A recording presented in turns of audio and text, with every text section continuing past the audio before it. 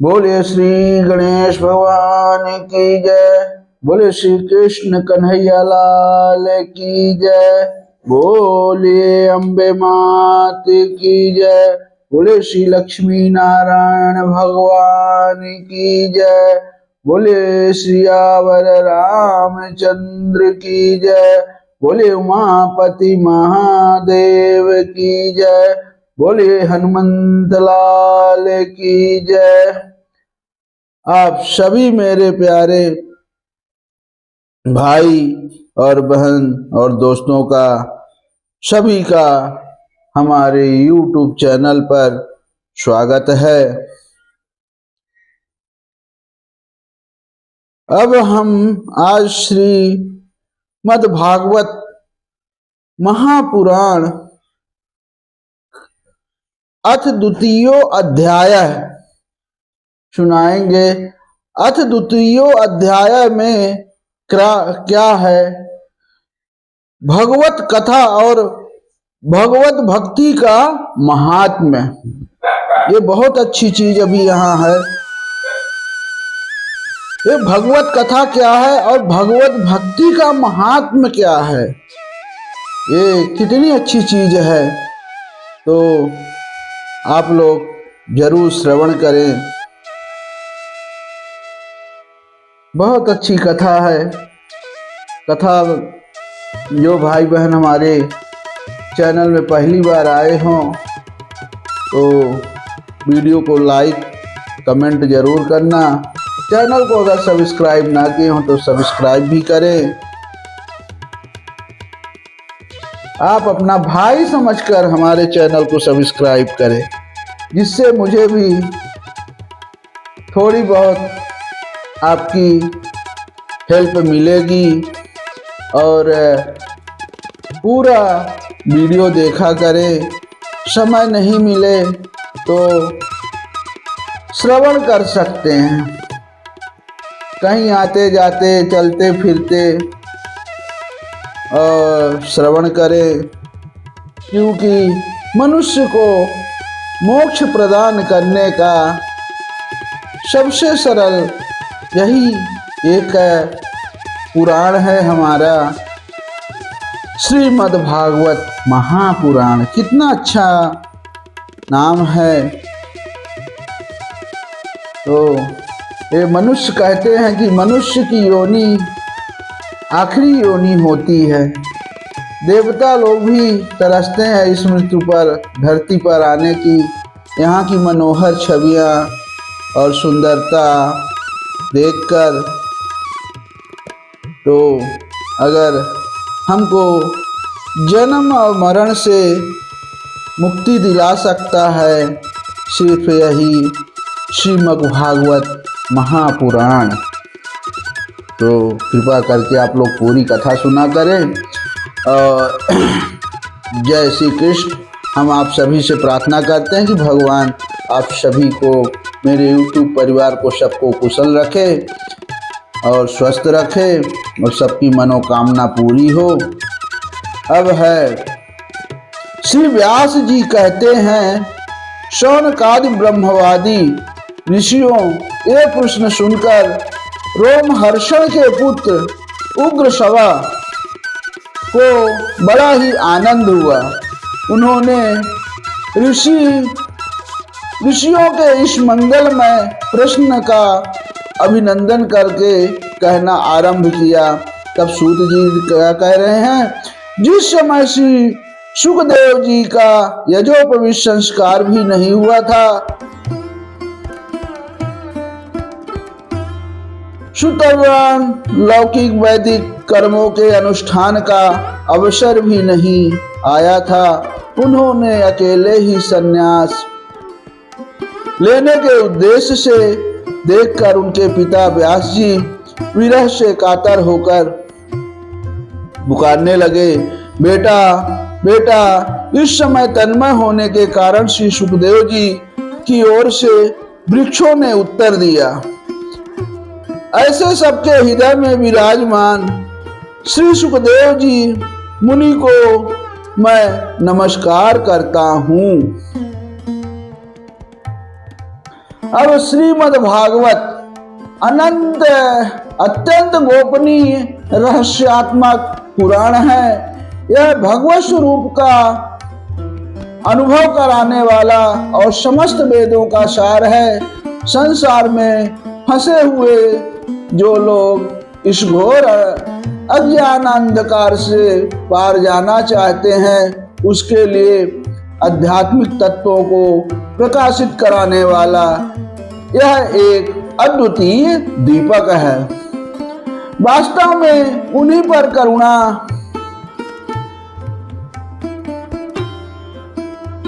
करुणा करके बड़े बड़े मुनियों के आचार्य श्री सुखदेव जी ने इसका वर्णन किया है।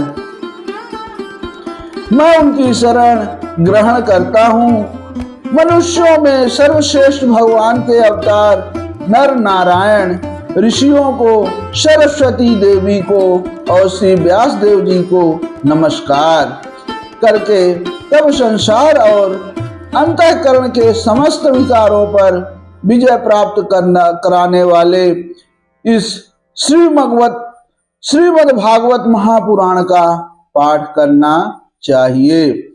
ऋषियों, आपने संपूर्ण विश्व के कल्याण के लिए यह बहुत सुंदर प्रश्न किया है, क्योंकि यह प्रश्न श्री कृष्ण के संबंध में है और इसे भली भांति आत्मशुद्धि हो जाती है।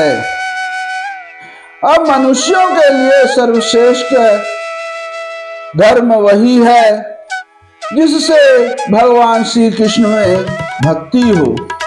भक्ति भी ऐसी जिसमें किसी प्रकार की कामना ना हो। आजकल तो भक्ति करते हैं, भगवान हमारा ये काम कर दो, मैं आपको ये चढ़ाऊंगा वो चढ़ाऊंगा। भगवान कभी घोंस तो लेते नहीं हैं। भगवान तो सिर्फ भाव के भूखे हैं। तो भक्ति भी करना चाहिए, तो सिर्फ भाव से भक्ति करना चाहिए।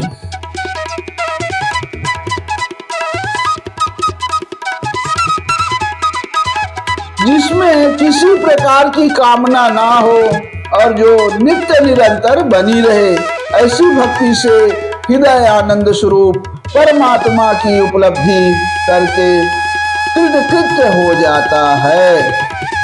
भगवान श्री कृष्ण में भक्ति होते ही अनन्य प्रेम से उनमें चित्त जोड़ते ही निष्काम ज्ञान और वैराग्य का आविर्भाव हो जाता है।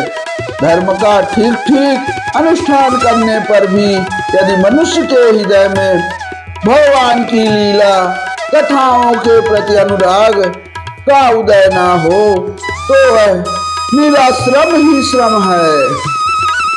धर्म का फल है मोक्ष। उसकी सार्थकता अर्थ प्राप्ति में नहीं है। अर्थ केवल धर्म के लिए है और भोग विलास उसका फल नहीं माना गया है। भोग विलास का फल इंद्रियों को तृप्त करना नहीं है, उसका प्रयोजन है केवल जीवन निर्वाह। जीवन का फल भी तत्व जिज्ञासा है। बहुत कर्म करके स्वर्ग आदि प्राप्त करना उसका फल नहीं है। तत्ववेत्ता लोग ज्ञाता और ज्ञेय के भेद से रहित अखंड अद्वितीय सच्चिदानंद स्वरूप ज्ञान को ही तत्व कहते हैं। उसी को कोई ब्रह्मा, कोई परमात्मा और कोई भगवान के नाम से पुकारते हैं। जय हो। बोले श्री कृष्ण कन्हैया लाल की जय। अब श्रद्धालु मुनिजन भगवत श्रवण से प्राप्त ज्ञान वैराग्य युक्त भक्ति से अपने हृदय में उस परम तत्व स्वरूप परमात्मा का अनुभव करते हैं।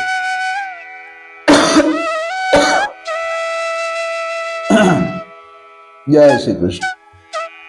शौनक आदि ऋषियों, यही कारण है कि मैं अपने अपने वर्ण तथा आश्रम के अनुसार मनुष्य जो धर्म का अनुष्ठान करते हैं उसकी पूर्ण सिद्धि इसी में है कि भगवान प्रसन्न हो।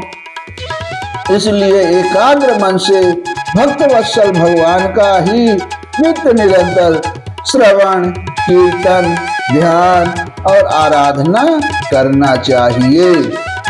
अब कर्मों की गांठ बड़ी कड़ी है। विचारवान पुरुष भगवान की चिंतन की तलवार से उस गांठ को काट डालते हैं, तथा भला ऐसा कौन मनुष्य होगा जो भगवान की लीला कथा में प्रेम ना करे। अब शौनकादि ऋषियों पवित्र तीर्थों का सेवन करने से महत सेवा, तदंतर श्रवण की इच्छा, फिर श्रद्धा, तत्पश्चात भगवत कथा में रुचि होती है। अब भगवान श्री कृष्ण के यश का श्रवण और कीर्तन दोनों पवित्र करने वाले हैं। कोई अपनी कथा सुनने वालों के हृदय में आकर स्थित हो जाते हैं और उनकी अशुभ वासनाओं को नष्ट कर देते हैं। सॉरी।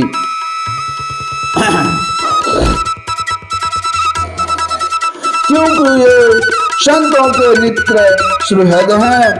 जब श्रीमद् भागवत अथवा भगवत भक्तों के निरंतर सेवन से अशुभ वासनाएं नष्ट हो जाती हैं, तब पवित्र कीर्ति भगवान श्री कृष्ण के प्रति स्थायी प्रेम की प्राप्ति होती है। तब रजोगुण और तमोगुण के भाव, काम और लोभाद शांत हो जाते हैं और चित्त इनसे रहित होकर सत्व गुण में स्थित एवं निर्मल हो जाता है।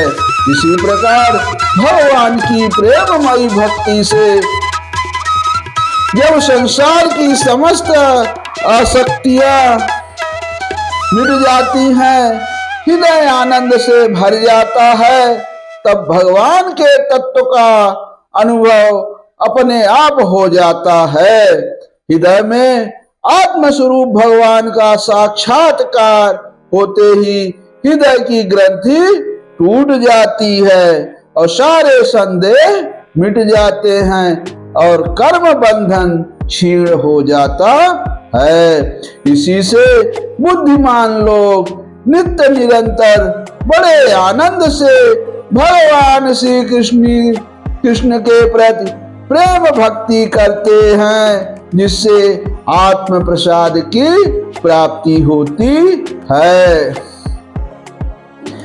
अब प्रकृति के 3 गुण हैं, सत्व गुण, रजगुण और तमोगुण। इनको स्वीकार करके इस संसार की स्थिति, उत्पत्ति और प्रलय के लिए वह अद्वितीय परमात्मा ही विष्णु, ब्रह्मा और रुद्र ये 3 नाम ग्रहण करते हैं। फिर भी मनुष्य का परम कल्याण तो सत्व गुण स्वीकार करने वाले श्री हरि से ही होता है। जैसे पृथ्वी के विकार लकड़ी की अपेक्षा धुआं श्रेष्ठ है और उससे भी श्रेष्ठ है अग्नि, क्योंकि वेदोक्त यज्ञ याग आदि के द्वारा अग्नि सद्गति देने वाला है। वैसे ही तमोगुण से रजोगुण श्रेष्ठ है और रजोगुण से भी सत्वगुण श्रेष्ठ है। अब क्योंकि वह भगवान का दर्शन कराने वाला है, प्राचीन युग में महात्मा लोग अपने कल्याण के लिए विशुद्ध सत्वमय भगवान विष्णु की ही आराधना किया करते थे। अब भी जो लोग उनकी अनुसरण करते हैं उन्हीं के समान कल्याण भाजन होते हैं। जो लोग इस संसार सागर से पार जाना चाहते हैं वो यद्यप किसी की निंदा तो नहीं करते, ना किसी में दोष ही देखते हैं, फिर भी घोर रूप वाले तमोगुणी, रजोगुणी, भैरवाद, भूतपतियों की उपासना ना करके सप्तगुणी विष्णु भगवान और उनके अंश कला स्वरूपों का ही भजन करते हैं। परंतु जिसका स्वभाव रजोगुणी अथवा तमोगुणी है, वे धन, ऐश्वर्य और संतान की कामना से भूत, पितर और प्रजापतियों की उपासना करते हैं, क्योंकि इन लोगों का स्वभाव उन भूतादि से मिलता जुलता होता है। वेदों का तात्पर्य श्री कृष्ण में ही है। यज्ञों के उद्देश्य श्री कृष्ण ही है। योग श्री कृष्ण के लिए ही किए जाते हैं और समस्त कर्मों की परिसमाप्ति भी श्री कृष्ण में ही है। अब ज्ञान से ब्रह्म स्वरूप श्री कृष्ण ही प्राप्ति होती है। तपस्या श्री कृष्ण की प्रसन्नता के लिए की जाती है। श्री कृष्ण के लिए ही धर्मों का अनुष्ठान होता है और सब गतियां श्री कृष्ण में ही समा जाती हैं। यद्यपि भगवान श्री कृष्ण प्रकृति और उसके गुणों से अतीत हैं, फिर भी अपनी गुणमयी माया से जो प्रपंच की दृष्टि से है, वह तत्व की दृष्टि से नहीं। उन्होंने ही स्वर्ग के आदि में इस संसार की रचना की थी। वे सत्व, रज और तम तीन गुणे उसी माया के विलास हैं। इनके भीतर रहकर भगवान इनसे युक्त सरीखे मालूम पड़ते हैं। वास्तव में तो वे परिपूर्ण विज्ञानानंद घन है। अग्नि तो वस्तुतः एक ही है, परंतु जब वह अनेक प्रकार की लकड़ियों में प्रकट होती है, तब अनेक सी मालूम पड़ती है। वैसे ही सबके आत्मरूप भगवान तो एक ही हैं, परंतु प्राणियों की अनेकताओं से अनेक जैसे जान पड़ते हैं। भगवान ही सूक्ष्म भूत, तन्मात्रा, इंद्रिय तथा अंतःकरण आदि गुणों के विकार भूत भावों के द्वारा नाना प्रकार की योनियों का निर्माण करते हैं और उनमें भिन्न भिन्न जीवों के रूप में प्रवेश करते हुए उन योनियों के अनुरूप विषयों का उपभोग करते कराते हैं। वो ही संपूर्ण लोकों की रचना करते हैं और देवता, पशु, पक्षी, मनुष्य आदि योनियों में लीलावतार ग्रहण करके सतगुणों के द्वारा जीवों का पालन पोषण करते हैं। श्री मद्भागवते महापुराणे पारमहंस्या संहिताया प्रथम स्कंदे नैमिषीयोपाख्याने द्वितीयो अध्याय समाप्तः। बोले श्री कृष्ण कन्हैया लाल की जय। बोले श्री लक्ष्मी नारायण भगवान की जय।